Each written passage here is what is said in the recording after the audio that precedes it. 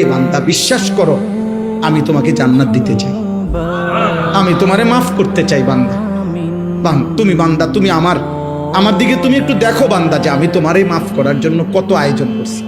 তোমারে মাফ করার জন্য আমি শবে বরাত এক রাত সাজাইছি, এক রাতে কোটি কোটি মাফ করি। তোমারে মাফ করার জন্য আমি শবে কদর এক রাতে আমি আল্লাহ তাআলা হাজার মাসের রাত্রির চাইতে বেশি মাফ করে থাকি।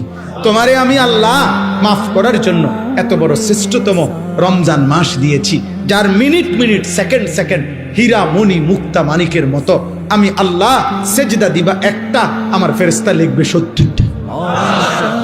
আমি আল্লাহ রহমত দিয়া সাজাইছি, মাগফিরাত দিয়া সাজাইছি, জাহান্নাম থেকে নাজাত দিয়া সাজাইছি। আমি আল্লাহ বৃহস্পতিবার দিবাগত রাতে গুনাহ মাফ করে থাকি।